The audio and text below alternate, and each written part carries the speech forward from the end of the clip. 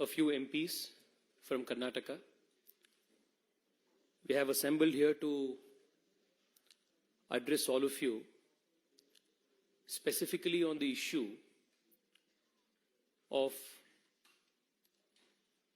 the devolution of funds and taxes to Karnataka,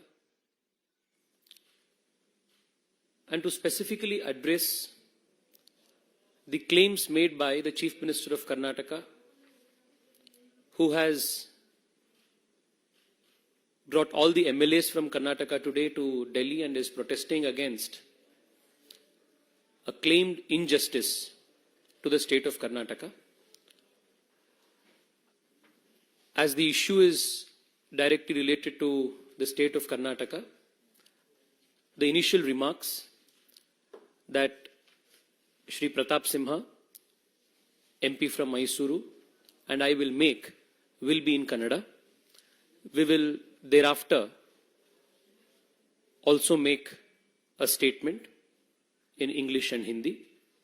I am joined by Senior Rajya Sabha MP Iranna Kadadi ji, MP from Kolar Shri Muniswamy ji, and MP from Kalburgi Umesh Jadhav ji.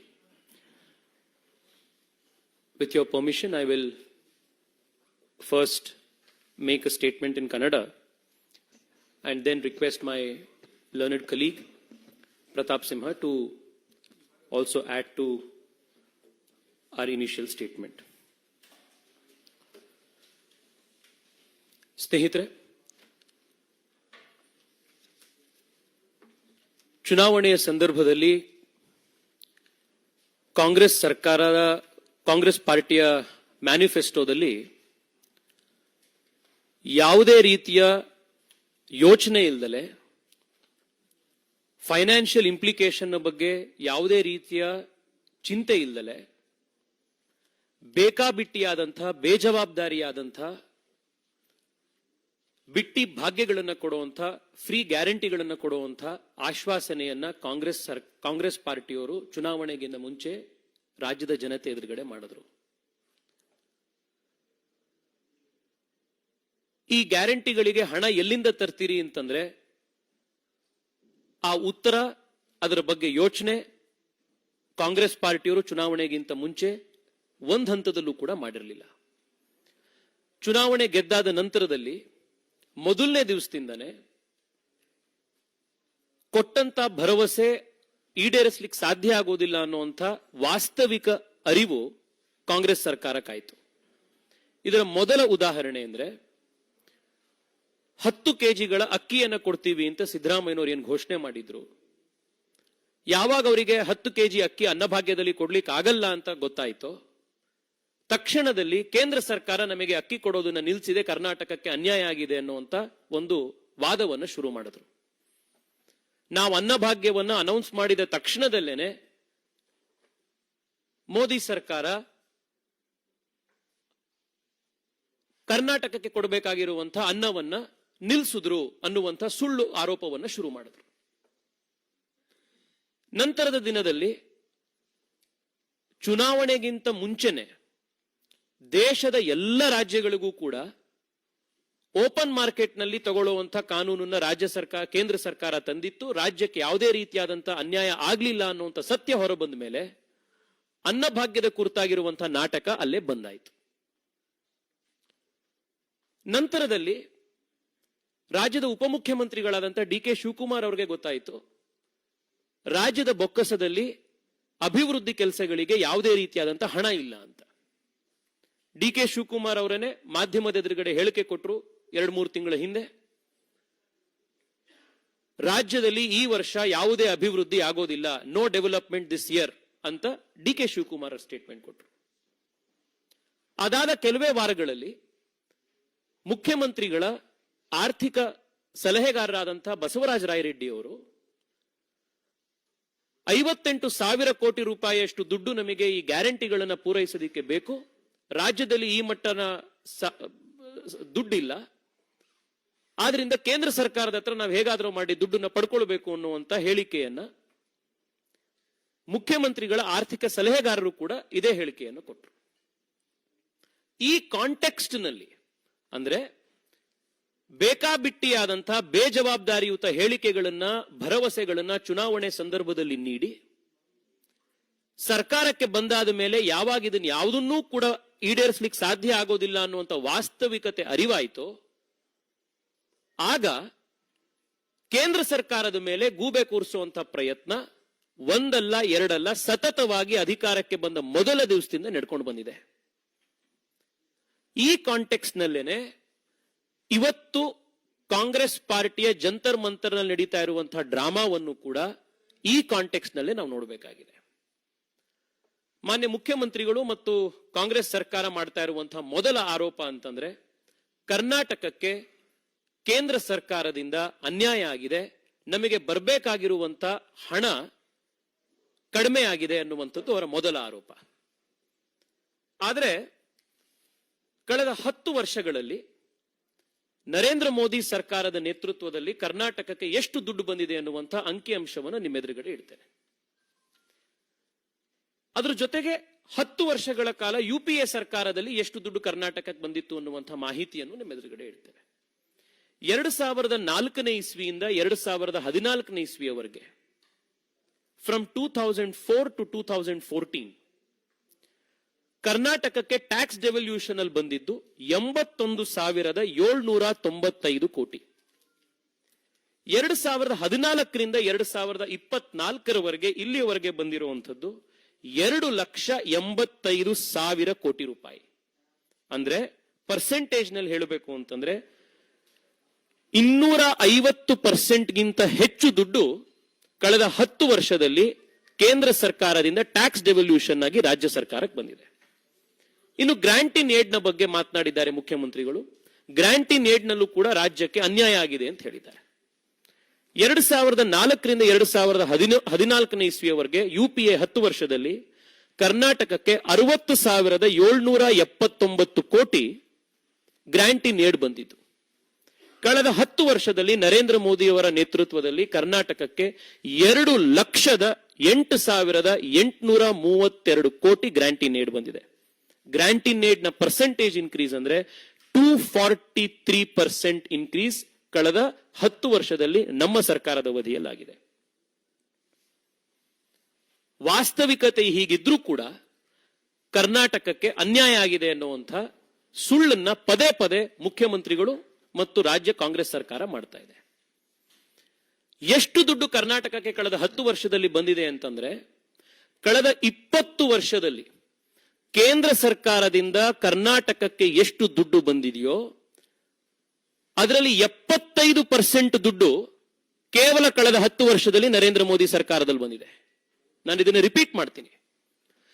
20 ವರ್ಷದಲ್ಲಿ ಕರ್ನಾಟಕಕ್ಕೆ ಎಷ್ಟು ದುಡ್ಡು ಕೇಂದ್ರ ಸರ್ಕಾರದಿಂದ ಬಂದಿದೆಯೋ ಅದರ 75% ದುಡ್ಡು ಕಳೆದ 10 ವರ್ಷದಲ್ಲಿ ನರೇಂದ್ರ ಮೋದಿ ಸರ್ಕಾರದಲ್ಲಿ ಬಂದಿದೆ. ವಾಸ್ತವಿಕತೆ, ಅಂಕಿಅಂಶಗಳು ಈ ರೀತಿ ಇದ್ದಾಗ ರಾಜ್ಯದ ಜನರನ್ನ, ದೇಶದ ಜನರನ್ನ ಸುಳ್ಳು ಹೇಳಿ ದಾರಿ ತಪ್ಪಿಸುವಂತಹ ಪ್ರಯತ್ನವನ್ನ ಮುಖ್ಯಮಂತ್ರಿಗಳು, ಜವಾಬ್ದಾರಿಯುತ ಸ್ಥಾನದಲ್ಲಿರುವಂತವರು ಮಾಡಬಾರದು ಅನ್ನುವಂಥ ಆಗ್ರಹವನ್ನ ಮಾಡ್ತಾ ಇದ್ದೀವಿ. ಎರಡನೆಯ ಮುಖ್ಯಮಂತ್ರಿಗಳ ಆರ್ಗ್ಯುಮೆಂಟ್ ಇರುವಂತದ್ದು ಅಂದ್ರೆ, ರಾಜ್ಯ ಸರ್ಕಾರ ಕರ್ನಾಟಕದಲ್ಲಿ ಕಾಂಗ್ರೆಸ್ ಅಧಿಕಾರಕ್ಕೆ ಬಂದ ನಂತರದಲ್ಲಿ ಕೇಂದ್ರ ಸರ್ಕಾರದವರು ತಾರತಮ್ಯ ಮಾಡಿ ನಮಗೆ ಫಂಡ್ ಅಲೋಕೇಶನ್ ಕಡಿಮೆ ಮಾಡಿದ್ದಾರೆ ಅಂತ. ಮುಖ್ಯಮಂತ್ರಿಗಳು 13 ಬಜೆಟ್ಗಳನ್ನು ಮಂಡಿಸಿರುವಂತವರು. ಕೇಂದ್ರ ಸರ್ಕಾರ, ರಾಜ್ಯ ಸರ್ಕಾರದಲ್ಲಿ ಫಂಡ್ ಡೆವಲ್ಯೂಷನ್ ಯಾವ ರೀತಿ ಆಗತ್ತೆ ಅನ್ನುವಂಥ ಮಾಹಿತಿ ಅವರೆಲ್ಲರಿಗೂ ಇದೆ. ಯಾವುದೇ ಸರ್ಕಾರ, ಕೇಂದ್ರದ್ದಾಗಿರ್ಲಿ ರಾಜ್ಯದ್ದಾಗಿರ್ಲಿ, ಇವತ್ತು ಈ ಸರ್ಕಾರ ಇಲ್ಲಿಗೆ ಬಂತು, ಈ ಪಾರ್ಟಿಯವರು ಇಲ್ಲಿಗೆ ಅಧಿಕಾರಕ್ಕೆ ಬಂದ್ರು ಅನ್ನೋ ಒಂದು ವಿಮ್ಸಿಕಲ್ ಆಧಾರದ ಮೇಲೆ ಮನಸೋ ಇಚ್ಛೆ ಫಂಡ್ ಡೆವಲ್ಯೂಷನ್ ಅನ್ನ ಮಾಡ್ಲಿಕ್ಕೆ ಸಾಧ್ಯ ಆಗೋದಿಲ್ಲ. ಅದಕ್ಕೆ ಅದೇ ಆದಂತಹ ರೂಲ್ಸ್ ಗಳಿರ್ತವೆ, ಅದಕ್ಕೆ ಆದಂತಹ ಆಡಿಟಿಂಗ್ ಸಿಸ್ಟಮ್ಗಳಿರ್ತವೆ. ಅದ್ರ ಪ್ರಕಾರನೇ ಫಂಡ್ ಡೆವಲ್ಯೂಷನ್ ಆಗಬೇಕಾಗಿರುವಂಥದ್ದು. ಉದಾಹರಣೆಗೆ, ಸ್ಟೇಟ್ ಕಲೆಕ್ಟ್ ಮಾಡುವಂತ GSTಯ 100% ಕಾಂಪೋನೆಂಟ್ ರಾಜ್ಯ ಸರ್ಕಾರಕ್ಕೆ ಬರುತ್ತೆ. ಇಂಟಿಗ್ರೇಟೆಡ್ GSTಯಲ್ಲಿ ಅಪ್ರಾಕ್ಸಿಮೇಟ್ಲಿ 50% ರಾಜ್ಯ ಸರ್ಕಾರಕ್ಕೆ ಹೋಗುತ್ತೆ. ಇನ್ನು ಸೆಂಟ್ರಲ್ GSTಯಲ್ಲಿ ಡೆವಲ್ಯೂಷನ್ ಹೇಗಾಗಬೇಕು ಅನ್ನುವಂಥದ್ದನ್ನ ಫೈನಾನ್ಸ್ ಕಮಿಷನ್, ಒಂದು ಸಾಂವಿಧಾನಿಕ ಸಂಸ್ಥೆ, ಸ್ವಾಯತ್ತ ಸಂಸ್ಥೆ, ಅವರು ತಯಾರು ಮಾಡುವಂತ ರೂಲ್ಸ್ ನ ಆಧಾರದ ಮೇಲೆನೆ ಡೆವಲ್ಯೂಷನ್ ಆಗುತ್ತೆ. ಈ ರೂಲ್ಸ್ ಅನ್ನು ಹೊರತುಪಡಿಸಿ ಯಾವ ಕೇಂದ್ರ ಸರ್ಕಾರವೂ ಕೂಡ ಹಿಂದೆನೂ ಅಷ್ಟೇ, ಇವತ್ತು ಅಷ್ಟೇ, ಮುಂದೆನೂ ಅಷ್ಟೇ ಮನಸೋ ಇಚ್ಛೆ ಈ ಸರ್ಕಾರದಲ್ಲಿ ಈ ರಾಜ್ಯಕ್ಕೆ ನಮ್ಗೆ ಇಷ್ಟ ಇದೆ ಅದಕ್ಕೆ ನಾವು ಜಾಸ್ತಿ ಕೊಡ್ತೀವಿ, ಈ ರಾಜ್ಯಕ್ಕೆ ನಮ್ಗೆ ಇಷ್ಟ ಆಗಲಿಲ್ಲ ಅನ್ನೋ ರಾಜಕೀಯ ಕಾರಣಕ್ಕೆ ಕೊಡ್ಲಿಕ್ಕೆ ಆಗೋದೇ ಇಲ್ಲ. ಈ ವಾಸ್ತವದ ಅರಿವು ಮುಖ್ಯಮಂತ್ರಿಗಳಿಗಿದ್ರೂ ಕೂಡ ಮತ್ತೆ ರಾಜ್ಯದ ಜನತೆಯನ್ನ ದಾರಿ ತಪ್ಪಿಸುವಂತ, ಸುಳ್ಳು ಹೇಳಿ ದಾರಿ ತಪ್ಪಿಸುವಂತ ಪ್ರಯತ್ನ ನಡೀತಾ ಇದೆ. ಫೈನಾನ್ಸ್ ಕಮಿಷನ್ ನ ಸಂಬಂಧಪಟ್ಟಂತೆ ಮುಖ್ಯಮಂತ್ರಿಗಳು 3 ಆರೋಪವನ್ನು ಮಾಡಿದ್ದಾರೆ. ಮೊದಲನೇದು, ಕರ್ನಾಟಕಕ್ಕೋಸ್ಕರನೇ 1% ಕಡಿಮೆ ಮಾಡಿದ್ದಾರೆ, ಕರ್ನಾಟಕದ ಕ್ಲೇಮ್ ಅನ್ನ ಫೈನಾನ್ಸ್ ಕಮಿಷನ್ ಅವರು ಕಡಿಮೆ ಮಾಡಿದ್ದಾರೆ ಅನ್ನೋ ಆರೋಪ ಇದೆ. ಫೈನಾನ್ಸ್ ಕಮಿಷನ್ ನಲ್ಲಿ ರೆಡ್ಯೂಸ್ ಆಗಿರುವಂತಹ ಈ 1% ಏನಿದೆ, ಇದು ಕೇವಲ ಕರ್ನಾಟಕಕ್ಕೆ ಮಾತ್ರ ರಿಡಕ್ಷನ್ ಆಗಿರೋದಲ್ಲ, ಇದು ದೇಶದ ಎಲ್ಲ ರಾಜ್ಯಗಳಿಗೂ ಕೂಡ ರಿಡಕ್ಷನ್ ಆಗಿದೆ. ಇದ್ರ ಕಾರಣ ಏನು ಅಂತಂದ್ರೆ, ಆರ್ಟಿಕಲ್ 370 ಅಬ್ರೋಗೇಟ್ ಮಾಡಿದ ನಂತರದಲ್ಲಿ ಜಮ್ಮು ಕಾಶ್ಮೀರ ಮತ್ತು ಲಡಾಖ್ ಯೂನಿಯನ್ ಟೆರಿಟರಿಗಳಾಗಿ ಹೊರಹೊಮ್ಮಿದ್ರಿಂದ ನೇರವಾಗಿ ಕೇಂದ್ರ ಸರ್ಕಾರದ ಫಂಡ್ ಇಂದ ಜಮ್ಮು ಕಾಶ್ಮೀರ ಮತ್ತು ಲಡಾಖ್ಗೆ ಅಕಾಮಡೇಟ್ ಮಾಡಬೇಕಾದ್ರಿಂದ ಇಡೀ ದೇಶದ ಎಲ್ಲ ರಾಜ್ಯಗಳಿಗೂ ಕೂಡ 1% ಕಡಿಮೆ ಆಗಿದೆ. ಆದ್ರೆ ಕರ್ನಾಟಕಕ್ಕೆ ಮಾತ್ರ ಕಡಿಮೆ ಮಾಡಿದ್ದಾರೆ ಅಂತ ಹೇಳ್ತಾ ಇರುವಂತಹ ಮುಖ್ಯಮಂತ್ರಿಗಳ ವಾದ ಫೈನಾನ್ಸ್ ಕಮಿಷನ್ ನ ಡಾಕ್ಯುಮೆಂಟ್ಸ್ ನ ಆಧಾರದ ಮೇಲೆನೆ ಸುಳ್ಳು ಅನ್ನುವಂಥದ್ದು ಮತ್ತೊಮ್ಮೆ ಸಾಬೀತಾಗಿದೆ. ಎರಡನೇದು, ಫೈನಾನ್ಸ್ ಕಮಿಷನ್ ಕೇಂದ್ರ ಸರ್ಕಾರದ ಅಣತಿಯಂತೆ ಕರ್ನಾಟಕಕ್ಕೆ ಅನ್ಯಾಯ ಮಾಡಿದೆ ಅನ್ನುವಂಥದ್ದು ಮಾನ್ಯ ಮುಖ್ಯಮಂತ್ರಿಗಳ ವಾದ. ಮುಖ್ಯಮಂತ್ರಿಗಳಿಗೂ ಚೆನ್ನಾಗಿ ಗೊತ್ತಿದೆ, ಫೈನಾನ್ಸ್ ಕಮಿಷನ್ ಆರ್ಟಿಕಲ್ 280 ಕೆಳಗಡೆ, ಸಂವಿಧಾನದ ಆರ್ಟಿಕಲ್ 280 ಕೆಳಗಡೆ ನಿರ್ಮಿತಿಯಾಗಿರುವಂತಹ ಒಂದು ಸ್ವಾಯತ್ತ ಸಾಂವಿಧಾನಿಕ ಸಂಸ್ಥೆ. ಅದರಲ್ಲಿ ರಾಜ್ಯ ಸರ್ಕಾರದ ಮತ್ತು ಕೇಂದ್ರ ಸರ್ಕಾರದ ಅಭಿಪ್ರಾಯ ಸಂಗ್ರಹ ನಡೆಯುತ್ತೆ ಹೊರತು they are N independent body. ಈ ಫೈನಾನ್ಸ್ ಕಮಿಷನ್ ಕೂಡ 15th ಫೈನಾನ್ಸ್ ಕಮಿಷನ್ ಈ ರೆಕಮೆಂಡೇಶನ್ಗಳನ್ನ ಮಾಡುವಂತ ಸಂದರ್ಭಕ್ಕಿಂತ ಮುಂಚೆ ಕರ್ನಾಟಕಕ್ಕೆ ಬಂದಿದ್ರು. ಕರ್ನಾಟಕದಲ್ಲಿ ಪಂಚಾಯಿತಿಯ ರೆಪ್ರೆಸೆಂಟೇಷನ್ ನಿಂದ ಹಿಡಿದು ಮುಖ್ಯಮಂತ್ರಿಗಳವರೆಗೆ ಎಲ್ಲರನ್ನ ಅವರು ಸಂಪರ್ಕ ಮಾಡಿ ಮಾತನಾಡಿಸಿ ಅಭಿಪ್ರಾಯವನ್ನ ಸಂಗ್ರಹ ಮಾಡಿ ನಂತರದಲ್ಲೇನೆ ಅವರು ಕರ್ನಾಟಕಕ್ಕೆ ಡೆವಲ್ಯೂಷನ್ ಆಧಾರವನ್ನು ಫಿಕ್ಸ್ ಮಾಡಿತ್ತು. ಯಾವತ್ ಬಂದಿದ್ರು ಫೈನಾನ್ಸ್ ಕಮಿಷನ್ ಅವರು ಕರ್ನಾಟಕಕ್ಕೆ? 23ರಿಂದ 26 ಜೂನ್ 2019. ಈ ಡೇಟ್ ಅನ್ನ ನಾನು ಮತ್ತೆ ಓದ್ತಾ ಇದ್ದೀನಿ.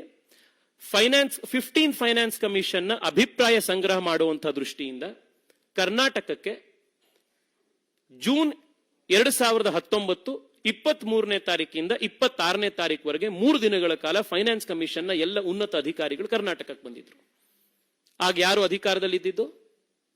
ಇದೇ ಕಾಂಗ್ರೆಸ್ ಮತ್ತು ಜೆಡಿಎಸ್ ಸರ್ಕಾರ ಅವತ್ತು ಅಧಿಕಾರದಲ್ಲಿದ್ದು. ಅವತ್ತು ರಾಜ್ಯ ಸರ್ಕಾರದ ಪ್ರತಿನಿಧಿಗಳಾಗಿ ಇವತ್ತಿನ ಗೃಹ ಸಚಿವರಾಗಿರುವಂತಹ ಅವತ್ತಿನ ಡಿಸಿಎಂ ಆಗಿದ್ರಂತ ಜಿ ಪರಮೇಶ್ವರ್ ಅವರು ಆ ಮೀಟಿಂಗ್ ನಲ್ಲಿದ್ರು. ಇವತ್ತಿನ ಇಂಡಸ್ಟ್ರೀಸ್ ಮಿನಿಸ್ಟರ್ ಆಗಿರುವಂತಹ ಎಂ ಬಿ ಪಾಟೀಲ್ ಅವರು ಅವತ್ತಿನ ಗೃಹ ಸಚಿವರಾಗಿದ್ರು, ಅವರು ಕೂಡ ಆ ಮೀಟಿಂಗ್ ನಲ್ಲಿದ್ರು. ಕೆಜೆ ಜಾರ್ಜ್ ಅವರು large and medium scale industry minister ಆಗಿ ಅವತ್ತು ಅವರಿದ್ರು. ಕೃಷ್ಣ ಬೈರೇಗೌಡರು ಅವತ್ತು ಮೀಟಿಂಗ್ ನಲ್ಲಿದ್ರು. ಇವರೆಲ್ಲರೂ ಕೂಡ, ಸತೀಶ್ ಜಾರಕಿಹೊಳಿ ಅವರು ಅವತ್ತಿ ಮೀಟಿಂಗ್ ನಲ್ಲಿದ್ರು. ಸೊ ಕಾಂಗ್ರೆಸ್ ಸರ್ಕಾರದ ಇವತ್ತಿನ ಪ್ರಮುಖ ಸಚಿವರು 2019ರಲ್ಲಿ 15th ಫೈನಾನ್ಸ್ ಕಮಿಷನ್ ಅವರು ರಾಜ್ಯದ ಅಭಿಪ್ರಾಯ ಸಂಗ್ರಹ ಮಾಡ್ಲಿಕ್ಕೆ ಅವತ್ತು ಬಂದಾಗ ಇವರೆಲ್ಲರೂ ಕೂಡ ಅವತ್ತು ಮೀಟಿಂಗ್ ನಲ್ಲಿದ್ರು. ಅವತ್ತು ಕರ್ನಾಟಕದ ಪರವಾಗಿ ಸರಿಯಾಗಿ ವಾದ ಮಂಡಿಸ್ಲಿಕ್ಕಾಗ್ದಲೆ, ಕರ್ನಾಟಕದ ಹಕ್ಕನ್ನ ಅವತ್ತು ಕರೆಕ್ಟ್ ಆಗಿ ಪ್ರತಿಪಾದಿಸ್ಲಿಕ್ಕಾಗ್ದಲೆ ಇವತ್ತು ಕೇಂದ್ರ ಸರ್ಕಾರದ ಮೇಲೆ, ನರೇಂದ್ರ ಮೋದಿ ಅವರ ಮೇಲೆ ಮತ್ತೆ ಸುಳ್ಳು ಆರೋಪ ಮಾಡಿ ಗೂಬೆ ಕೂರಿಸುವಂತ ಪ್ರಯತ್ನ ಆಗ್ತಾ ಇದೆ. ಕುಣಿಲಿಕ್ಕಾಗ್ದಲೇ ಇರೋರಿಗೆ ನೆಲ ಡೊಂಕು ಅಂದಂತೆ ಅವತ್ತು ಇವ್ರು ಮಾಡ್ಲಿಕ್ಕಾಗ್ದಲೆ ಇವತ್ತು ರಾಜಕೀಯದ ಆಟವನ್ನು ಮತ್ತೆ ಆಡ್ತಾ ಇದ್ದಾರೆ. ಇನ್ನು 3ನೇ ಆರೋಪ ಮಾನ್ಯ ಮುಖ್ಯಮಂತ್ರಿಗಳು ಅವರ ಪತ್ರದಲ್ಲೂ ಕೂಡ ಮಾಡಿರುವಂತದ್ದು, ಸರ್ಕಾರದ ದುಡ್ಡಿನಲ್ಲಿ ತೆಗೆದಿರುವಂತಹ ಅಡ್ವರ್ಟೈಸ್ಮೆಂಟ್ ನಲ್ಲಿ ಮಾಡಿರುವಂತಹ ಆರೋಪ. ಫೈನಾನ್ಸ್ ಕಮಿಷನ್ ರಾಜ್ಯ ಸರ್ಕಾರಕ್ಕೆ 5,400 ಕೋಟಿ ರೂಪಾಯಿಯ ಸ್ಪೆಷಲ್ ಗ್ರಾಂಟ್ ಅನ್ನು ಕೊಡಿ ಎನ್ನುವಂತ ಶಿಫಾರಸ್ ಮಾಡಿದ್ರು. ಆದ್ರೆ ಫೈನಾನ್ಸ್ ಕಮಿಷನ್ ನ ಈ ಶಿಫಾರಸನ್ನು ಕೂಡ ಕೇಂದ್ರ ಸರ್ಕಾರ ಜಾರಿ ಮಾಡಿಲ್ಲ ಅನ್ನುವಂಥ ಆರೋಪ. ಫೈನಾನ್ಸ್ ಕಮಿಷನ್ ನ ಪ್ರತಿಯೊಂದು ರೆಕಮೆಂಡೇಶನ್ ಕೂಡ ಫೈನಲ್ ರಿಪೋರ್ಟ್ ನಲ್ಲಿ ಫೈನಾನ್ಸ್ ಕಮಿಷನ್ ಮಾಡುವಂತಹ ಪ್ರತಿ ರಿಪೋರ್ಟು ಕೂಡ, ಪ್ರತಿ ಸಜೆಷನ್ ಕೂಡ, ರೆಕಮೆಂಡೇಶನ್ ಕೂಡ it is constitutionally binding on the government. ಕೇಂದ್ರ ಸರ್ಕಾರ ಫೈನಾನ್ಸ್ ಕಮಿಷನ್ ಮಾಡುವಂತಹ ರೆಕಮೆಂಡೇಶನ್ ನಿಂದ ತಪ್ಪಿಸ್ಕೊಳ್ಳಿಕ್ಕೆ ಸಾಧ್ಯವೇ ಆಗೋದಿಲ್ಲ. ಈ ವಾಸ್ತವ ಮುಖ್ಯಮಂತ್ರಿಗಳಿಗೆ ಗೊತ್ತಿದೆ. ಆದ್ರೆ ಮುಖ್ಯಮಂತ್ರಿಗಳು ಇಲ್ಲೂ ಕೂಡ ಸುಳ್ಳು ಹೇಳ್ತಾ ಇದ್ದಾರೆ. ಫೈನಾನ್ಸ್ ಕಮಿಷನ್ ನ ಫೈನಲ್ ರಿಪೋರ್ಟ್ ನಲ್ಲಿ ರಾಜ್ಯಕ್ಕೆ 5,400 ಕೋಟಿ ರೂಪಾಯಿ ಸ್ಪೆಷಲ್ ಗ್ರಾಂಟ್ ಅನ್ನ ಕೊಡಬೇಕು ಅನ್ನುವಂಥ ಯಾವುದೇ ಶಿಫಾರಸು ಫೈನಾನ್ಸ್ ಕಮಿಷನ್ ನ ಫೈನಲ್ ರಿಪೋರ್ಟ್ ನಲ್ಲಿ ಆಗಿಲ್ಲ. ಮುಖ್ಯಮಂತ್ರಿಗಳು ಹಸಿ ಸುಳ್ಳನ್ನ ರಾಜ್ಯದ ಜನರ ಎದುರುಗಡೆ, ದೇಶದ ಜನರ ಎದುರುಗಡೆ ಇಡ್ತಾ ಇದ್ದಾರೆ. 500 ಪೇಜ್ಗಳ ಫೈನಾನ್ಸ್ ಕಮಿಷನ್ 15 ಫೈನಾನ್ಸ್ ಕಮಿಷನ್ ನ ರಿಪೋರ್ಟ್ ಇದೆ. ನಾವು ಫೈನಾನ್ಸ್ ಕಮಿಷನ್ 500 ಪುಟಗಳ ಫೈನಲ್ ರಿಪೋರ್ಟ್ ನ ಒಂದೊಂದು ಲೈನ್ ಕೂಡ ಹುಡುಕ್ ನೋಡಿದ್ದೀವಿ. ಕರ್ನಾಟಕ ಅಲ್ಲ, ಯಾವುದೇ ರಾಜ್ಯಕ್ಕೂ ಕೂಡ ಸ್ಪೆಷಲ್ ಗ್ರಾಂಟ್ಸ್ ನ ಉಲ್ಲೇಖ ಈ ಫೈನಾನ್ಸ್ ಕಮಿಷನ್ ರಿಪೋರ್ಟ್ ನಲ್ಲಿ ಆಗಿಲ್ಲ. ಕರ್ನಾಟಕಕ್ಕೆ 5,436 ಕೋಟಿ ರೂಪಾಯಿಯ ಸ್ಪೆಷಲ್ ಗ್ರಾಂಟ್ಸ್ ಕೊಡಬೇಕು ಅನ್ನುವಂಥ ಕಾಂಗ್ರೆಸ್ ಸರ್ಕಾರದ ಮಾನ್ಯ ಮುಖ್ಯಮಂತ್ರಿಗಳ ಆರ್ಗ್ಯುಮೆಂಟ್ ಏನಿದೆ, ಇಟ್ ಇಸ್ ಅ ವೈಟ್ ಲೈ, ಹಸಿ ಸುಳ್ಳು. ಸಂವಿಧಾನದ ಆರ್ಟಿಕಲ್ 281 ನಲ್ಲಿ ಫೈನಾನ್ಸ್ ಕಮಿಷನ್ ಕೊಡುವಂತಹ ರೆಕಮೆಂಡೇಶನ್ಸ್ಗಳು ಕೇಂದ್ರ ಸರ್ಕಾರ ಕಂಪಲ್ಸರಿಯಾಗಿ ಪಾಲಿಸಬೇಕು. ಪಾಲಿಸಿರೋದ್ರ ಬಗ್ಗೆ ಪಾರ್ಲಿಮೆಂಟ್ ನಲ್ಲಿ ರಿಪೋರ್ಟ್ ನ ಕೊಡಬೇಕು ಅನ್ನುವಂಥ ಒಂದು ಕಾನ್ಸ್ಟಿಟ್ಯೂಷನಲ್ ಮ್ಯಾಂಡೇಟ್ ಇದೆ. ನಾನು ಮತ್ತೆ ರಿಪೀಟ್ ಮಾಡ್ತೀನಿ. ಆರ್ಟಿಕಲ್ 281 ನಲ್ಲಿ ಫೈನಾನ್ಸ್ ಕಮಿಷನ್ ಮಾಡುವಂತಹ ರೆಕಮೆಂಡೇಶನ್ಸ್ ಗಳನ್ನ ಕೇಂದ್ರ ಸರ್ಕಾರ ಜಾರಿಗೆ ತರಬೇಕು. ಜಾರಿಗೆ ತಂದಾದ ನಂತರದಲ್ಲಿ ಯಾವ ರೀತಿ ಇಂಪ್ಲಿಮೆಂಟ್ ಮಾಡಿದೀರಾ ಅನ್ನುವಂಥ ಆಕ್ಷನ್ ಟೇಕನ್ ರಿಪೋರ್ಟ್ ಅನ್ನ ಪಾರ್ಲಿಮೆಂಟ್ ಗೆ ಸಬ್ಮಿಟ್ ಮಾಡಬೇಕು ಅನ್ನುವಂಥ ಕಾನ್ಸ್ಟಿಟ್ಯೂಷನಲ್ ಮ್ಯಾಂಡೇಟ್ ಆರ್ಟಿಕಲ್ 281 ನಲ್ಲಿದೆ. ನಾನು ಮುಖ್ಯಮಂತ್ರಿಗಳಿಗೆ ಇವತ್ತು ಸವಾಲ್ ಹಾಕ್ತೇನೆ. ಅಕಸ್ಮಾತ್ ಏನಾದರೂ ನೀವು ಹೇಳೋ ಪ್ರಕಾರ ಫೈನಾನ್ಸ್ ಕಮಿಷನ್ ನ ಫೈನಲ್ ರಿಪೋರ್ಟ್ ನಲ್ಲಿ ಸ್ಪೆಷಲ್ ಗ್ರಾಂಟ್ ಕರ್ನಾಟಕ ಕೊಡಬೇಕು ಅನ್ನುವಂಥ ಶಿಫಾರಸ್ ಇದ್ದ ಪಕ್ಷದಲ್ಲಿ, ಕೇಂದ್ರ ಸರ್ಕಾರ ಅದನ್ನ ಮಾಡಿದಿದ್ದ ಪಕ್ಷದಲ್ಲಿ, ನೀವು ಆರ್ಟಿಕಲ್ 281 ವಯೋಲೇಷನ್ ಆಗಿದೆ ಅನ್ನುವಂಥ ಕಾರಣಕ್ಕೆ ಸುಪ್ರೀಂ ಕೋರ್ಟಿಗೆ ಹೋಗ್ಬೋದು. ಆದ್ರೆ ನೀವು ಸುಪ್ರೀಂ ಕೋರ್ಟಿಗೆ ಹೋಗ್ತಾ ಇಲ್ಲ, ಜಂತರ್ ಮಂತರಿಗೆ ಬರ್ತಾ ಇದ್ದೀರಿ. ಯಾಕೆಂದ್ರೆ ನಿಮಗೆ ನ್ಯಾಯ ಬೇಕಾಗಿಲ್ಲ, ನಿಮಗೆ ಅಭಿವೃದ್ಧಿ ಬೇಕಾಗಿಲ್ಲ, ನಿಮಗೆ ರಾಜಕೀಯ ಬೇಕಾಗಿದೆ.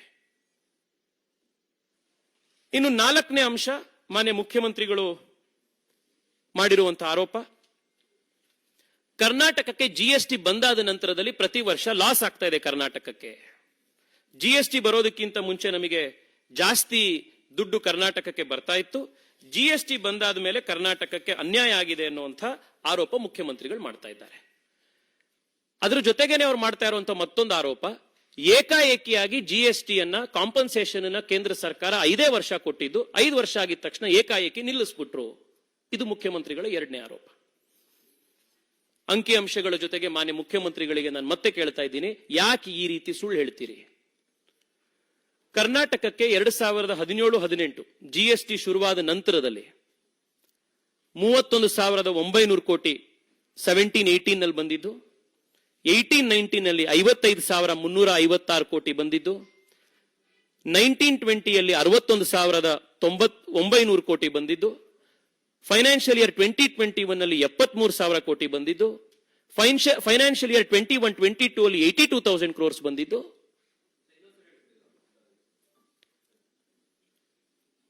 ನಾನು ನಿಮಗೆ ಇದನ್ನ ಡೀಟೇಲ್ ಕೊಡ್ತೀನಿ. 2017ನೇ ಇಸ್ವಿಯಿಂದ 2023ನೇ ಇಸ್ವಿ ಇವತ್ತಿನವರೆಗೆ ಪ್ರತಿ ವರ್ಷ ರಾಜ್ಯ ಸರ್ಕಾರಕ್ಕೆ ಜಿಎಸ್ಟಿಯಲ್ಲಿ ಬರ್ತಾ ಇರುವಂತಹ ಕಾಂಪನ್ಸೇಷನ್, ಜಿಎಸ್ಟಿಯಿಂದ ಬರ್ತಾ ಇರುವಂತಹ ರೆವೆನ್ಯೂ ಕಲೆಕ್ಷನ್ ಪ್ರತಿ ವರ್ಷ ಜಾಸ್ತಿ ಆಗ್ತಾ ಇದೆ. ಈ ಅಂಕಿಅಂಶಗಳು ಕರ್ನಾಟಕ ಸರ್ಕಾರದ ಬಜೆಟ್ ನಲ್ಲೂ ಕೂಡ ರಿಫ್ಲೆಕ್ಟ್ ಆಗಿದೆ. 31,900 ಕೋಟಿ 2017-18 ರಲ್ಲಿ ಇದ್ದಿದ್ದು 21-22 ಬರುವಷ್ಟೊತ್ತಿಗೆ 82,000 ಕೋಟಿ ತನಕ ಬಂದಿತ್ತು. ಪ್ರತಿ ವರ್ಷ ಜಿಎಸ್ಟಿ ಕಲೆಕ್ಷನ್ ಜಾಸ್ತಿ ಆಗ್ತಾ ಇದೆ. ಈ ರೀತಿ ಜಿಎಸ್ಟಿ ಕಲೆಕ್ಷನ್ ಪ್ರತಿ ವರ್ಷ ಜಾಸ್ತಿ ಆಗ್ತಾ ಇರುವಂತಹ ಅಂಕಿಅಂಶ ಇಲ್ಲಿ ಇರಬೇಕಾದ್ರೆ ಜಿಎಸ್ಟಿ ನಮಗೆ ಕಡಿಮೆ ಆಗ್ತಾ ಇದೆ ಅಂತ ಹಸಿ ಸುಳ್ಳನ್ನ ಮತ್ತೆ ಮುಖ್ಯಮಂತ್ರಿಗಳು ಇಡೀ ರಾಜ್ಯಕ್ಕೆ ಹೇಳ್ತಾ ಇರುವಂತದ್ದು ಎಷ್ಟು ನ್ಯಾಯ? 2ನೇದು, ಏಕಾಏಕಿ 5 ವರ್ಷದಲ್ಲಿ ನಿಲ್ಲಿಸ್ಬಿಟ್ರು. ಕರ್ನಾಟಕಕ್ಕೆ ಮಾತ್ರ 5 ವರ್ಷಕ್ಕೆ ನಿಲ್ಸಿದ್ದ ಅಥವಾ ದೇಶದ ಎಲ್ಲ ರಾಜ್ಯಕ್ಕೂ 5 ವರ್ಷದ ಮೇಲೆ ನಿಲ್ಸಿದ್ದ? ಯಾಕೆ 5 ವರ್ಷಕ್ಕೆ ನಿಲ್ಸಿದ್ದು? GST ಕಾನೂನನ್ನ 2017ರಲ್ಲಿ ಇಂಟ್ರೊಡ್ಯೂಸ್ ಮಾಡಿದಾಗ್ಲೇನೆ GST ಆಕ್ಟ್ ನಲ್ಲೇನೆ ಎಲ್ಲಾ ರಾಜ್ಯಗಳಿಗೂ ಕೂಡ 5 ವರ್ಷಗಳವರೆಗೆ ನಾವು ರೆವೆನ್ಯೂ ಕಾಂಪನ್ಸೇಷನ್ ಕೊಡ್ತೀವಿ ಅಂತಿತ್ತು. 5 ವರ್ಷದ ತನಕ ಪ್ರತಿ ವರ್ಷ ರಾಜ್ಯ ಸರ್ಕಾರಕ್ಕೆ ಕಾಂಪನ್ಸೇಷನ್ ಬಂದಿದೆ. ಉತ್ತರ ಪ್ರದೇಶಕ್ಕೂ ಇವತ್ತು ನಿಂತಿದೆ, ಮಹಾರಾಷ್ಟ್ರಕ್ಕೂ ನಿಂತಿದೆ, ತಮಿಳುನಾಡು ಕರ್ನಾಟಕಕ್ಕೂ ನಿಂತಿದೆ. 5 ವರ್ಷ ಕಂಪ್ಲೀಟ್ ಆಗಿರೋದ್ರಿಂದ ಕಾನೂನಾತ್ಮಕವಾಗಿ ಅದು ನಿಂತಿದೆ. ಕರ್ನಾಟಕಕ್ಕೆ ಮಾತ್ರ GST ನಿಲ್ಸಿದ್ದಾರೆ, ಕಾಂಪನ್ಸೇಷನ್ ನಿಲ್ಸಿದ್ದಾರೆ ಅಂತ ಹೇಳುವಂಥದ್ದು ಮತ್ತೊಂದು ಹಸಿಸು. ಇನ್ನು ಮಾನ್ಯ ಮುಖ್ಯಮಂತ್ರಿಗಳು ಮಾಡಿರುವಂತ ಇನ್ನೊಂದು ಮಹತ್ತರವಾದಂತ ಆರೋಪ ಅಂತಂದ್ರೆ, ಕರ್ನಾಟಕ ಮಹಾರಾಷ್ಟ್ರದ ನಂತರ, ದೆಹಲಿ ನಂತರ ಅತಿ ಹೆಚ್ಚು ತೆರಿಗೆಯನ್ನು ಕೇಂದ್ರ ಸರ್ಕಾರಕ್ಕೆ ಕೊಡುತ್ತೆ. ಆದ್ರೆ ನಮಗೆ ಬರ್ತಾ ಇರುವಂತಹ ವಾಪಸ್ಸು ತೆರಿಗೆ ಏನಿದೆ ಅದು ಬಹಳ ಕಡಿಮೆ ಇದೆ ಅಂತ. ಈ ಆರ್ಗ್ಯುಮೆಂಟ್ 13 ಬಾರಿ ಬಜೆಟ್ ಮಂಡಿಸಿರುವಂತಹ ಮುತ್ಸದ್ದಿ ರಾಜಕಾರಣಿಯಾಗಿರುವಂತಹ ಮುಖ್ಯಮಂತ್ರಿಗಳಿಗೆ ಶೋಭೆ ತರುವಂತ ಆರ್ಗ್ಯುಮೆಂಟ್ ಅಲ್ಲ. ನನ್ನ ಹಕ್ಕು ನನ್ನ ತೆರಿಗೆ ಅನ್ನುವಂತ ಈ ಆರ್ಗ್ಯುಮೆಂಟ್ ಏನಿದೆ, ಇದು ದೇಶದ ಸಮಗ್ರತೆಯನ್ನ, ದೇಶದ ಸಂವಿಧಾನದ ಆಶಯವನ್ನ ಅರ್ಥ ಮಾಡ್ಕೊಳ್ದಲೇ ಮಾಡ್ತಾ ಇರುವಂತಹ ಆರ್ಗ್ಯುಮೆಂಟ್ ಇದು.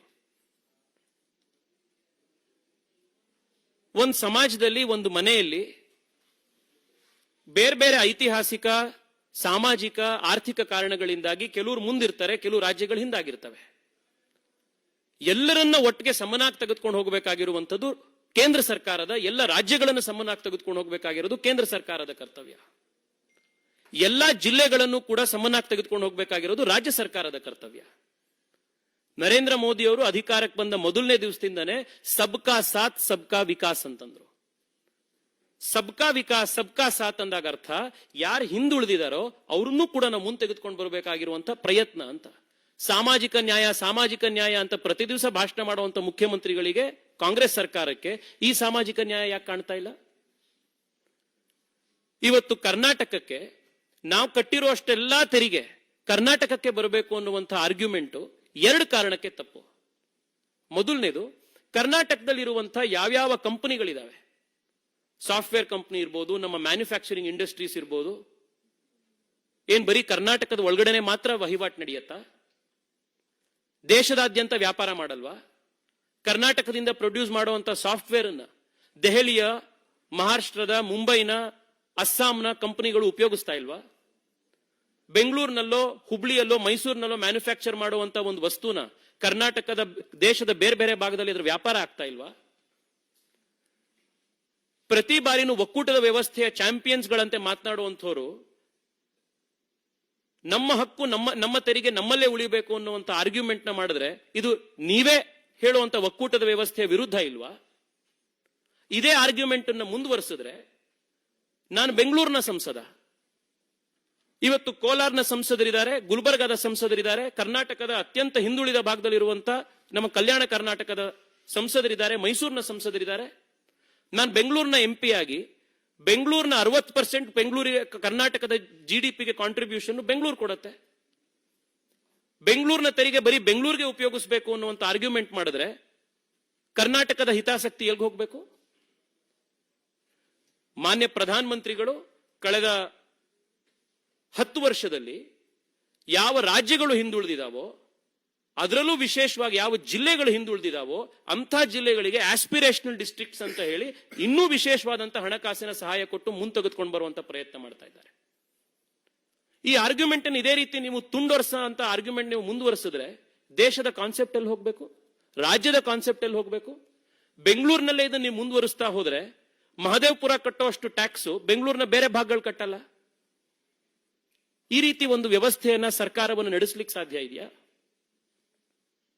ಇದ್ರ ಜೊತೆಗೆ ಏನ್ ಕೊಟ್ಟಿದ್ದಾರೆ ಕೇಂದ್ರ ಸರ್ಕಾರ ಕರ್ನಾಟಕಕ್ಕೆ ಎನ್ನುವಂತ ಆರ್ಗ್ಯುಮೆಂಟ್ ಅನ್ನು ಕೂಡ ಮುಖ್ಯಮಂತ್ರಿಗಳು ಮಾಡ್ತಾ ಇರ್ತಾರೆ. ಏನ್ ಬಂದಿದೆ ಕರ್ನಾಟಕಕ್ಕೆ? ಕೇವಲ ರೈಲ್ವೇಸ್ನಲ್ಲಿ ನಾನು 2-3 ಅಂಶಗಳನ್ನು ಮಾತ್ರ ನಿಮ್ಮ ಎದುರುಗಡೆ ಇಡ್ತೇನೆ. ಯಾವ ಮಟ್ಟದ ಒಂದು ಅಭಿವೃದ್ಧಿ ಕರ್ನಾಟಕಕ್ಕೆ ಕೇವಲ ರೈಲ್ವೇಸ್ನಲ್ಲಿ, ಹೈವೇಸ್ನಲ್ಲಿ ಆಗಿದೆ ಕಳೆದ 10 ವರ್ಷದಲ್ಲಿ ಅಂತ. ದುಡ್ಡು ಬರೋದಿಲ್ಲ, ಕರ್ನಾಟಕಕ್ಕೆ ಅನ್ಯಾಯ ಆಗಿದೆ ಅಂತ ಪದೇ ಪದೇ ಹೇಳ್ತಾರಲ್ಲ, ಈ ಅಂಕಿಅಂಶಗಳಿಗೆ ಮಾನ್ಯ ಮುಖ್ಯಮಂತ್ರಿಗಳಾಗ್ಲಿ ಕಾಂಗ್ರೆಸ್ನವರಾಗ್ಲಿ ಉತ್ತರ ಕೊಡಬೇಕು.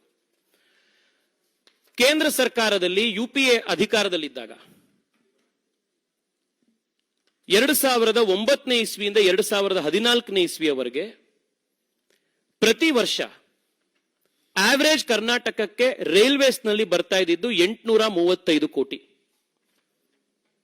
ನಾನು ಮತ್ತೆ ರಿಪೀಟ್ ಮಾಡ್ತೀನಿ, 2009ರಿಂದ 2014ರವರೆಗೆ ಯುಪಿಎ ಕೇಂದ್ರದಲ್ಲಿ ಅಧಿಕಾರಕ್ಕಿದ್ದಾಗ ರೈಲ್ವೆ ಬಜೆಟ್ ನಲ್ಲಿ ಕರ್ನಾಟಕಕ್ಕೆ ಬರ್ತಾ ಇದ್ದಿದ್ದು ಆವರೇಜ್ ಸರಾಸರಿ 835 ಕೋಟಿ.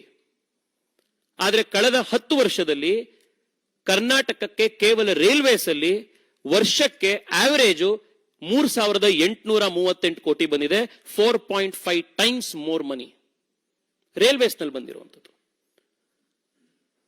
10 ವರ್ಷದ ಯುಪಿಎ ಸರ್ಕಾರದ ಅವಧಿಯಲ್ಲಿ 113 ಕಿಲೋಮೀಟರ್ ರೈಲ್ವೆ ಲೈನ್ ಅನ್ನು ಕ್ರಿಯೇಟ್ ಮಾಡಿದ್ರು ಹೊಸದಾಗಿ.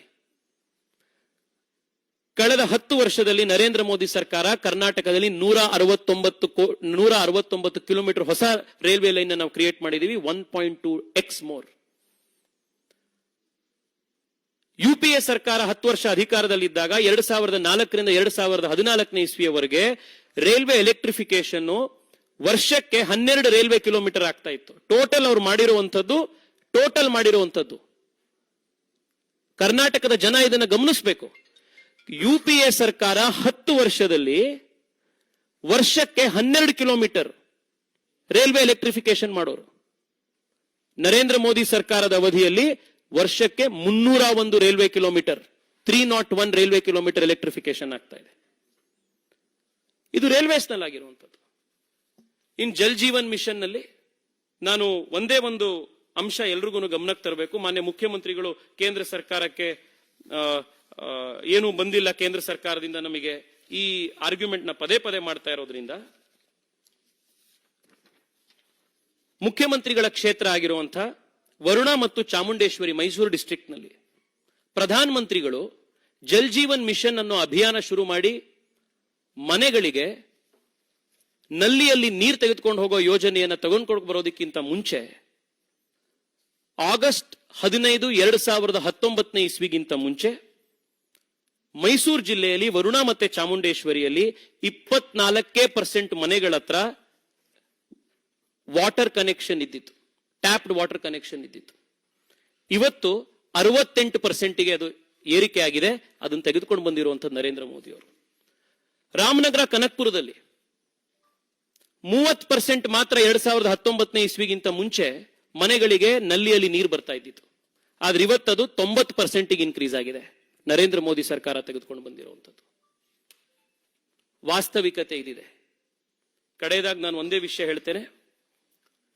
ಇವತ್ತು ಕಾಂಗ್ರೆಸ್ನ ಸಂಸದರು, ಕಾಂಗ್ರೆಸ್ನ ಸರ್ಕಾರ ನಮಗೆ ಪ್ರತ್ಯೇಕ ದೇಶದ ಮಾತನಾಡ್ತಾ ಇದ್ದಾರೆ. ದಕ್ಷಿಣ ಭಾರತದ ಪ್ರತ್ಯೇಕ ದೇಶದ ಮಾತನಾಡ್ತಾ ಇದ್ದಾರೆ. ಕರ್ನಾಟಕದ ಮಣ್ಣಿನಲ್ಲಿ ಕರ್ನಾಟಕದ ಜನ ಇದನ್ನೆಂದೂ ಕೂಡ ಸಹಿಸಲು ಅಂತ ಮಾತನಲ್ಲ ಇದು. ಕೇಂದ್ರ ಸರ್ಕಾರಕ್ಕೆ ಯಾಕೆ ತೆರಿಗೆ ಕಟ್ಟಬೇಕು, ನಮ್ಗೆ ಯಾಕೆ ಬರ್ತಾ ಇಲ್ಲ ಆ ದುಡ್ಡು ಅಂತ ಪ್ರಶ್ನೆ ಮಾಡ್ತಾ ಇದ್ದಾರೆ. ಮಾನ್ಯ ಮುಖ್ಯಮಂತ್ರಿಗಳಲ್ಲಿ ಕಾಂಗ್ರೆಸ್ನ ಸರ್ಕಾರದಲ್ಲಿ ನನ್ನ ಆಗ್ರಹ ಇಷ್ಟೇನೆ. ಕೋವಿಡ್ ಬಂದಾಗ ಕರ್ನಾಟಕದ ಜನ ಪ್ರಪಂಚದ ಬೇರೆ ಬೇರೆ ಕಡೆ ಬೇರೆ ಬೇರೆ ದೇಶಗಳಲ್ಲಿ ಸ್ಟ್ರಕ್ ಆಗಿದ್ರು. 2,000ಕ್ಕೂ ಹೆಚ್ಚು ಕನ್ನಡಿಗರನ್ನ ಒಂದೇ ಭಾರತ್ನ ಮಿಷನ್ ನಲ್ಲಿ ಪ್ರಪಂಚದ ಮೂಲೆಯಿಂದ ನರೇಂದ್ರ ಮೋದಿ ಸರ್ಕಾರ ವಾಪಸ್ ಕರ್ಕೊಂಡು ಬಂತಲ್ಲ, ಕೇಂದ್ರ ಸರ್ಕಾರದ ಜವಾಬ್ದಾರಿ, ಭಾರತದ ಜವಾಬ್ದಾರಿ ಅಂತ ಕರ್ಕೊಂಡು ಬಂದಿತ್ತು.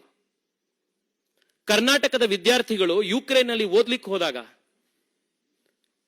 ಯುಕ್ರೇನ್ ರಷ್ಯಾದ ಯುದ್ಧದ ಮಧ್ಯದಲ್ಲಿ 600ಕ್ಕೂ ಹೆಚ್ಚು ಕರ್ನಾಟಕದ ವಿದ್ಯಾರ್ಥಿಗಳು ಸಿಕ್ಕಾಕೊಂಡಿದ್ರು. ಒಬ್ಬೊಬ್ಬರನ್ನು ಕೂಡ ಸುರಕ್ಷಿತವಾಗಿ ಕರ್ಕೊಂಡು ಬರುವಂತ ಕೆಲಸ ನರೇಂದ್ರ ಮೋದಿ ಸರ್ಕಾರ ಮಾಡ್ತಲ್ಲ. ಕನ್ನಡಿಗರನ್ನ ರಕ್ಷಿಸಬೇಕು, ಭಾರತೀಯರನ್ನ ರಕ್ಷಿಸಬೇಕು ಅಂತ ಅವ್ರನ್ನೆಲ್ಲರನ್ನು ಕರ್ಕೊಂಡು ಬಂದಿತ್ತು. ಕರ್ನಾಟಕದ ಮಡಿಕೇರಿ ಇರ್ಬೋದು, ಬೆಳಗಾವಿ ಇರ್ಬೋದು, ನಮ್ಮ ಉತ್ತರ ಕರ್ನಾಟಕ ಭಾಗದಿಂದ ಸಾವಿರಾರು ಸಂಖ್ಯೆಯಲ್ಲಿ ಪ್ರತಿ ಮನೆಯಿಂದ ದೇಶಕ್ಕೋಸ್ಕರ ಸರ್ವಸ್ವ ತ್ಯಾಗ ಮಾಡೋದಕ್ಕೋಸ್ಕರ ಆರ್ಮಿ ಸೇರ್ಕೋತಾರಲ್ಲ ನಮ್ಮ ಯುವಕರು, ಅವ್ರಿಗೆ ಸಂಬಳ ಕೊಡ್ತಾ ಇರುವಂತ ಕೇಂದ್ರ ಸರ್ಕಾರದ ಹಣದಿಂದ ಸಂಬಳ ಹೋಗ್ತಿದೆಯಲ್ಲ, ಅವ್ರಿಗೆ ನೀವೇನು ಉತ್ತರ ಕೊಡ್ತೀರಿ? ಪ್ರತ್ಯೇಕ ರಾಷ್ಟ್ರದ ಮಾತನಾಡುವಂಥವ್ರು. ಕಳೆದ 5 ವರ್ಷದಲ್ಲಿ ದೇಶದ ಎಲ್ಲ ರಾಜ್ಯಗಳಿಗೆ ಹೋಲಿಸಿದ್ರೆ ಕರ್ನಾಟಕಕ್ಕೆ ಅತಿ ಹೆಚ್ಚು FDI ಬಂದಿದೆ. ಈ FDI ಕರ್ನಾಟಕಕ್ಕೆ ಬಂದಿದ್ ಯಾಕೆ? ಕಳೆದ 10 ವರ್ಷದಲ್ಲಿ ನರೇಂದ್ರ ಮೋದಿ ಸರ್ಕಾರ ದೇಶದ, ಭಾರತದ ಇಮೇಜ್ನ, ಭಾರತದ ಒಂದು ಸಮಗ್ರ ಆಡಳಿತ ವ್ಯವಸ್ಥೆಯನ್ನ ಅಂತಾರಾಷ್ಟ್ರೀಯ ಮಟ್ಟದಲ್ಲಿ ಒಂದು ಮಾನ್ಯತೆಗೆ ತೆಗೆದುಕೊಂಡು ಬರೋದಕ್ಕೆ ಪ್ರಯತ್ನ ಪಟ್ಟಿದ್ರಿಂದ. 2 ವಾರದ ಹಿಂದಷ್ಟೇ ಬೋಯಿಂಗ್ನ ಫ್ಯಾಕ್ಟರಿ ದೇವನಹಳ್ಳಿಲಿ ಉದ್ಘಾಟನೆ ಆಯಿತು. HAL 48,000 ಕೋಟಿ ಆರ್ಡರ್ ಸಿಕ್ತು. ಇದು ಕನ್ನಡಿಗರಿಗೆ, ಕರ್ನಾಟಕಕ್ಕೆ ಉದ್ಯೋಗ ಸೃಷ್ಟಿಯಾಗಲ್ವಾ? ನರೇಂದ್ರ ಮೋದಿ ಸರ್ಕಾರ ದೇಶಕ್ಕೆ ಮಾಡಿರುವಂತಹ ಒಂದು ಕೊಡುಗೆಯಿಂದ ತಾನೇ ನಮಗೆ ಇಷ್ಟೆಲ್ಲ FDI ಬಂದಿರುವಂತದ್ದು. ಕರ್ನಾಟಕ ದೇಶದಲ್ಲಿ FDI ನಲ್ಲಿ ನಂಬರ್ 1 ಆಗಿರುವಂತದ್ದು. ಈ ರೀತಿ ಹಸಿ ಸುಳ್ಳನ್ನು ಹೇಳುವಂತದ್ದನ್ನ ತಾವು ನಿಲ್ಲಿಸಬೇಕು. ರಾಜ್ಯದ ಜನರಿಗೆ ಮಾಡ್ತಾ ಇರುವಂತಹ ಅನ್ಯಾಯವನ್ನು ನಿಲ್ಲಿಸಬೇಕು. ಬೊಮ್ಮಾಯಿಯವರ ಸರ್ಕಾರ ಕಡೆ ಬಜೆಟ್ನಲ್ಲಿ ಕೇಂದ್ರ ಸರ್ಕಾರದ ಬಂದಿದ್ದ ಈ ಹಣಗಳನ್ನ ಈ ಒಂದು ಡೆವಲ್ಯೂಷನ್ ಆಧಾರದ ಮೇಲೆನೆ ಸುಶಾಸನ ನಡೆಸಿ, ಗುಡ್ ಗವರ್ನೆನ್ಸ್ ನಡೆಸಿ 40,000 ಕೋಟಿ ರೂಪಾಯಿಯ ಸರ್ಪ್ಲಸ್ ಬಜೆಟ್ ಅನ್ನು ನಾವು ಕೊಟ್ಟು ಹೋಗಿದ್ವಿ. ನೀವಿವತ್ತು ರಾಜ್ಯಕ್ಕೆ ಭ್ರಷ್ಟಾಚಾರ, ದಿವಾಳಿತನದ ಅಂಚಿನಲ್ಲಿ ಕರ್ನಾಟಕವನ್ನು ತೆಗೆದುಕೊಂಡು ಬಂದಿದ್ದೀರಿ. ನರೇಂದ್ರ ಮೋದಿಯವರು ಕರ್ನಾಟಕಕ್ಕೆ ವಂದೇ ಭಾರತ್ ಟ್ರೈನ್ ಕೊಟ್ಟಿದ್ದಾರೆ, ಜಲ್ ಜೀವನ್ ಮಿಷನ್ ನಲ್ಲಿ ನೀರು ಕೊಟ್ಟಿದ್ದಾರೆ, ಮೆಟ್ರೋ ಕೊಟ್ಟಿದ್ದಾರೆ, ಏರ್ಪೋರ್ಟ್ ಕೊಟ್ಟಿದ್ದಾರೆ, ಹೈವೇಗಳನ್ನು ಕೊಟ್ಟಿದ್ದಾರೆ, ಎಕ್ಸ್ಪ್ರೆಸ್ ವೇ ಕೊಟ್ಟಿದ್ದಾರೆ.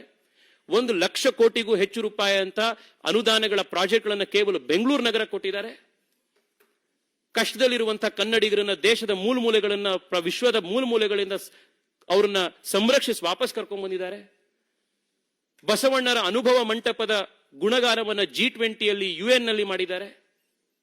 ಕರ್ನಾಟಕಕ್ಕೆ 20 ವರ್ಷದಲ್ಲಿ ಬಂದಿರುವಂತಹ ಎಲ್ಲ ಅನುದಾನಗಳ ಪೈಕಿ 75% ಅನುದಾನವನ್ನ ನಮ್ಮ ಸರ್ಕಾರ ಕೊಟ್ಟಿದೆ. ನೀವೇನ್ ಕೊಟ್ಟಿದ್ದೀರಿ ಸಿದ್ದರಾಮಯ್ಯನವರೇ? ಭ್ರಷ್ಟಾಚಾರ, ದಿವಾಳಿತನ ಮತ್ತು ಟಿಪ್ಪು ಜಯಂತಿ, ಈ 3ನ್ನ ಬಿಟ್ರೆ ಕರ್ನಾಟಕಕ್ಕೆ ನಿಮ್ಮ ಏನು ಕೊಡುಗೆ ಇಲ್ಲ. ಈಗಲಾದ್ರೂ ದೆಹಲಿಯ ಜಂತರ್ ಮಂತರ್ನಲ್ಲಿ ಬಿಡಾರ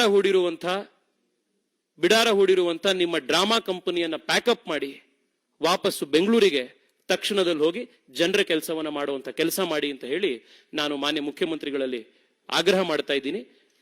ಮೈಸೂರಿನ ಸಂಸದರಾದಂತಹ ಪ್ರತಾಪ್ ಸಿಂಹ ಅವರು ಇನ್ಮಿಕ್ಕ ಅಂಶಗಳ ಬಗ್ಗೆ ನಮ್ಮನ್ನು ಉದ್ದೇಶಿಸಿ ಮಾತನಾಡಬೇಕು ಅಂತ ಮನವಿ ಮಾಡ್ತಾ ಇದ್ದೀನಿ. ಇದುವರೆಗೂ ತೇಜಸ್ವಿ ಸೂರ್ಯ ಅವರು ಬಹಳ ದೀರ್ಘವಾಗಿ ಕಾಂಗ್ರೆಸ್ ಹೇಳ್ಕೊಂಡು ಬಂದಿರುವಂತಹ ಹಸಿ ಸುಳ್ಳುಗಳನ್ನ ಅಂಕಿಅಂಶಗಳ ಮುಖಾಂತರವಾಗಿ ಬಯಲು ಮಾಡಿದ್ದಾರೆ. ನಾನು ಅವರಿಗೆ ಧನ್ಯವಾದವನ್ನು ಹೇಳ್ತಾ, ಇನ್ನು 1-2 ವಿಚಾರಗಳ ಬಗ್ಗೆ ನಾನು ಹೇಳಲಿಕ್ಕೆ ಬಯಸ್ತೇನೆ. ಏನಂತಂದ್ರೆ, ಕರ್ನಾಟಕಕ್ಕೆ ಬರ ಪರಿಹಾರವನ್ನ ಕೊಟ್ಟಿಲ್ಲ ಅಂತ ಹೇಳಿ ಸಿದ್ದರಾಮಯ್ಯನವರು ಮತ್ತು ಅವರ ಸರ್ಕಾರದ ಪ್ರತಿನಿಧಿಗಳು ಪದೇ ಮಾತಾಡ್ತಿದ್ದಾರೆ. ಅವರಿಗೆ ಒಂದು ಅಂಶವನ್ನ ಫಸ್ಟ್ ಹೇಳಲಿಕ್ಕೆ ಬಯಸ್ತೇನೆ. NDRF ಏನು ನ್ಯಾಷನಲ್ ಡಿಸಾಸ್ಟರ್ ರೆಸ್ಪಾನ್ಸ್ ಫಂಡ್ ಅಂತ ಹೇಳ್ತೀವಿ, ಇದು UPA ಸರ್ಕಾರ ಇದ್ದಂತ ಸಂದರ್ಭದಲ್ಲಿ 2004ರಿಂದ 2014ವರೆಗೂ 3,233 ಕೋಟಿ ರೂಪಾಯಿಯನ್ನು ಕೊಟ್ಟಿದ್ದಾರೆ. ಆದರೆ ನಮ್ಮ ಮೋದಿಜಿ ನೇತೃತ್ವದ NDA ಸರ್ಕಾರ ಮತ್ತೆ ಬಂದಾದ ನಂತರ 2014ರಿಂದ ಇದುವರೆಗೂ 11,630 ಕೋಟಿ ರೂಪಾಯಿ ಕೊಟ್ಟಿದ್ದಾರೆ. 3 ಪಟ್ಟು ಹೆಚ್ಚನ್ನು ಕೊಟ್ಟಿದ್ದಾರೆ. ಇನ್ನು ಈ ನಮಗೆ 17,000 ಕೋಟಿ ರೂಪಾಯಿನ ಕೇಂದ್ರ ಸರ್ಕಾರದವರು ಕೊಡಬೇಕು, 34,000 ಕೋಟಿ ನಷ್ಟ ಆಗಿದೆ ಅಂತ ಹೇಳಿ ನಾವು ಇದನ್ನು ಕೊಟ್ಟಿದ್ದೀವಿ, ಪ್ರೈಮ್ ಮಿನಿಸ್ಟರ್ ಮೀಟ್ ಆಗಿದ್ದೀವಿ, ಇದುವರೆಗೂ ಪರಿಹಾರ ಬಂದಿಲ್ಲ ಅಂತ ಹೇಳ್ತಾರೆ. 14 ಬಜೆಟ್ ಅನ್ನ ಮಂಡಿಸಿರುವಂತಹ ಮಾನ್ಯ ಸಿದ್ದರಾಮಯ್ಯನವರಿಗೆ ಯಾವ ರೀತಿ NDRF ಮತ್ತು SDRF ಫಂಡ್ ಅನ್ನ ಕೊಡಲಾಗುತ್ತೆ, ಅದರ ಪ್ರೋಸೆಸ್ ಏನು ಅನ್ನೋದ್ರ ಬಗ್ಗೆ ಕನಿಷ್ಠ ಜ್ಞಾನ ಆದ್ರೂ ಇರಲೇಬೇಕಾಗುತ್ತೆ. ಯಾವುದೇ ಒಂದು ರಾಜ್ಯ ಅದು ಬರಪೀಡಿತ ಆಗ್ಬೋದು, ನೆರೆಪೀಡಿತ ಆಗ್ಬೋದು. ಬರ ಬಂತು, ನೆರೆ ಬಂತು ಅಂತಂದ್ರೆ ಅದು ಅಗ್ರಿಕಲ್ಚರ್ ಡಿಪಾರ್ಟ್ಮೆಂಟ್ ಇರ್ಬೋದು, ಹಾರ್ಟಿಕಲ್ಚರ್ ಡಿಪಾರ್ಟ್ಮೆಂಟ್ ಇರ್ಬೋದು, ಅಥವಾ ಕಾಫಿ ಬೋರ್ಡ್ ಇರ್ಬೋದು, ಕರ್ನಾಟಕದಲ್ಲಿ ವಿಶೇಷವಾಗಿ ನಾನು ಪ್ರತಿನಿಧಿಸುವಂತ ಕ್ಷೇತ್ರ. ಹೀಗೆ ಎಲ್ಲಾ ಡಿಪಾರ್ಟ್ಮೆಂಟ್ ಮುಖಾಂತರನು ಕೂಡ ಆಯಾ ಜಿಲ್ಲೆಯಲ್ಲಿ ಎಷ್ಟೆಷ್ಟು ನಷ್ಟ ಆಗಿದೆ ಅಂತ ಹೇಳಿ ಅವರು ಮಾಹಿತಿಯನ್ನ ಪ್ರತಿ ಇಲಾಖೆಯಿಂದ ಪಡ್ಕೊಂಡು DC ಕಚೇರಿಯಿಂದ ಚೀಫ್ ಸೆಕ್ರೆಟರಿ ಬಂದು, ಚೀಫ್ ಸೆಕ್ರೆಟರಿಯಿಂದ ಕೇಂದ್ರ ಸರ್ಕಾರಕ್ಕೆ ಅದು ಸಬ್ಮಿಟ್ ಆಗುತ್ತೆ. ಅದು ವಿಶೇಷವಾಗಿ ಹೋಮ್ ಮಿನಿಸ್ಟ್ರಿಗೆ ಬರುತ್ತೆ. NDRF ಅನ್ನ ನಿರ್ಧಾರ ಮಾಡೋರು ಹೋಮ್ ಮಿನಿಸ್ಟ್ರಿಯಲ್ಲಿ. ಹೋಮ್ ಮಿನಿಸ್ಟರ್ಗೆ ರಿಪೋರ್ಟ್ ಸಬ್ಮಿಟ್ ಮಾಡಿದ್ಮೇಲೆ ಹೋಮ್ ಮಿನಿಸ್ಟ್ರಿ ಒಂದು ಟೀಮ್ ಅನ್ನು ಕಳಿಸ್ತಾರೆ, NDRF ಟೀಮ್ ಕಳಿಸ್ತಾರೆ. ಅವರು ಬಂದು ಸ್ಥಳಕ್ಕೆ ಬಂದು ಪರಾಮರ್ಶೆ ಮಾಡಿ ನಷ್ಟ ಎಷ್ಟಾಗಿದೆ ಅಂತ ಹೇಳಿ ಅವರ ಅಂದಾಜನ್ನು ಹಾಕ್ತಾರೆ. ಅದಾದ ನಂತರ ಕೇಂದ್ರ ಸರ್ಕಾರ NDRF ನಲ್ಲಿ ಕೆಳಗಡೆ ಪರಿಹಾರವನ್ನ ವಿತರಣೆ ಮಾಡುತ್ತೆ. ಆದ್ರೆ ನಮ್ಮ ದೇಶದಲ್ಲಿ 29 ರಾಜ್ಯಗಳು, 7 ಕೇಂದ್ರಾಡಳಿತ ಪ್ರದೇಶಗಳಿದೆ. ಏಕಕಾಲಕ್ಕೆ ಒಂದು ರಾಜ್ಯದಲ್ಲಿ ನೆರೆ ಬರ್ತಾ ಇದ್ರೆ ಇನ್ನೊಂದು ಕಾಲದ ರಾಜ್ಯದಲ್ಲಿ ಬರ ಇರುತ್ತೆ. ಈ ಸರಿನೂ ಕೂಡ ಸುಮಾರು 16 ರಾಜ್ಯಗಳು ನೆರೆ ಬರ ಈ ರೀತಿ ಪೀಡಿತವಾಗಿದೆ. ಎಲ್ಲಾ ರಾಜ್ಯಗಳು ಕೂಡ ಅವರಲ್ಲಿ ಎಷ್ಟು ನಷ್ಟ ಆಗಿದೆ ಅನ್ನೋದನ್ನ ಕೇಂದ್ರ ಸರ್ಕಾರಕ್ಕೆ ಸಬ್ಮಿಟ್ ಮಾಡ್ತಾರೆ. ಸಬ್ಮಿಟ್ ಮಾಡಿ ಆದ್ಮೇಲೆ ಕೇಂದ್ರ ಸರ್ಕಾರ ಟೀಮ್ ಅನ್ನು ಕಳಿಸಿ ಪರಾಮರ್ಶೆ ಮಾಡಿ ಆಯಾ ಜಿಲ್ಲೆಗಳಿಗೆ ಸಂಬಂಧಪಟ್ಟ ಹಾಗೆ, ಆಯಾ ರಾಜ್ಯಗಳಿಗೆ ಸಂಬಂಧಪಟ್ಟ ಹಾಗೆ ಒಂದು ಮೀಟಿಂಗ್ ಅನ್ನು ತೆಗೆದುಕೊಂಡು ಆ ನಂತರ ಏಕಕಾಲಕ್ಕೆ ಎಲ್ಲರಿಗೂ ಪರಿಹಾರವನ್ನು ಬಿಡುಗಡೆ ಮಾಡ್ತಾರೆ. ಆದರೆ ಬಹಳಷ್ಟು ರಾಜ್ಯಗಳು, ಅಂದ್ರೆ ಎಲ್ಲೆಲ್ಲಿ ಸಂವೇದನಾಶೀಲ ಮುಖ್ಯಮಂತ್ರಿಗಳಿದ್ದಾರೆ ಅವ್ರು ಏನ್ ಮಾಡ್ತಾರೆ ಅಂತಂದ್ರೆ NDRF ದುಡ್ಡು ಬಂದೇ ಬರುತ್ತೆ. ಆದ್ರೆ NDRF ಬರೋವರೆಗೂ, ಅದು ಏಕಕಾಲಕ್ಕೆ ಎಲ್ಲರಿಗೂ ಬಿಡುಗಡೆ ಆಗೋವರೆಗೂ ಕಾಯೋದು ಬೇಡ ಅಂತ ಹೇಳಿ ಸ್ಟೇಟ್ ಎಕ್ಸ್ಚೆಕರ್ ಅಂತ ಏನಿರ್ತದೆ, ರಾಜ್ಯದ ಖಜಾನೆಯಿಂದ ಪರಿಹಾರವನ್ನು ಕೊಡ್ತಾರೆ. ಆನಂತರ ಕೇಂದ್ರ ಸರ್ಕಾರದ ಬಂದೇ ಬರುತ್ತೆ, ಬಂದಾದ ಕೂಡಲೇ ಅದನ್ನ ಅವ್ರು ಇಟ್ಕೊಳ್ತಾರೆ. ಆದ್ರೆ ಮಾನ್ಯ ಮುಖ್ಯಮಂತ್ರಿಗಳು 34,000 ಕೋಟಿ ನಷ್ಟ ಆಗಿದೆ, ಕೇಂದ್ರ ಸರ್ಕಾರ 17,000 ಕೋಟಿ ಕೊಡಬೇಕು, ನಾವು ರಿಪೋರ್ಟ್ ಸಬ್ಮಿಟ್ ಮಾಡಿದ್ವಿ ಅಂತ ಹೇಳ್ತಾರೆ. ಈ 34,000 ಕೋಟಿ ಅಂತ ಹೇಳಿ ಅಸೆಟ್ಸ್ ನ NDRF ಟೀಮ್ ಬಂದಾದ್ಮೇಲೆ ಪ್ರಾಪರ್ ಅಸೆಸ್ಮೆಂಟ್ ಆಗುತ್ತೆ. ಆಯ್ತು, ಕೇಂದ್ರ ಸರ್ಕಾರ 50% 17,000 ಕೋಟಿ ಕೊಡಬೇಕು ಅಂತ ಹೇಳ್ತಾರಲ್ಲ, ಈ 17,000 ಕೋಟಿನ ರಾಜ್ಯ ಸರ್ಕಾರ ಕೊಡ್ಬೇಕಲ್ಲ. ಹಾಗಾದ್ರೆ ಆ 17,000 ಕೋಟಿ ರೂಪಾಯಿನಲ್ಲಿ ರಾಜ್ಯ ಸರ್ಕಾರ ಇಲ್ಲಿವರೆಗೆ ಎಷ್ಟು ಕೊಟ್ಟಿದೆ? 17,000 ಕೋಟಿ ರೂಪಾಯಿನ ಅವ್ರು ಕೊಡ್ಬೇಕಲ್ಲ. ಅವ್ರಿಗೆ ಅವ್ರು ಕೊಟ್ಟಿರೋದು ಜನವರಿ 7ನೇ ತಾರೀಕು ಕೇವಲ 105 ಕೋಟಿ ರೂಪಾಯಿ ಕೊಟ್ಟಿದ್ದಾರೆ. ಒಬ್ಬೊಬ್ರಿಗೆ 2,000 ರೂಪಾಯಿ ಕೊಡ್ತೀವಿ ಅಂತ ಹೇಳ್ತಿದ್ದಾರೆ. ಕೇಂದ್ರ ಸರ್ಕಾರ 17,000 ಕೋಟಿನೂ ಕೊಡ್ಬೇಕಂತೆ. ಇವರು 17,000 ಕೋಟಿನ ಇವ್ರು ಕೊಡ್ಬೇಕಲ್ಲ, ಇವ್ರು ಕೊಟ್ಟಿರೋದು 105 ಕೋಟಿ. ಇದು ಮಾನ್ಯ ಮುಖ್ಯಮಂತ್ರಿಗಳು ಯಾವ ರೀತಿ ಆತ್ಮದ್ರೋಹದ ಮಾತುಗಳನ್ನು ಆಡ್ತಾ ಇದ್ದಾರೆ, ಜನರನ್ನು ದಾರಿ ತಪ್ಪಿಸ್ತಾ ಇದ್ದಾರೆ ಅನ್ನೋದು ಇದರಲ್ಲಿ ಬಹಳ ಸ್ಪಷ್ಟವಾಗುತ್ತೆ.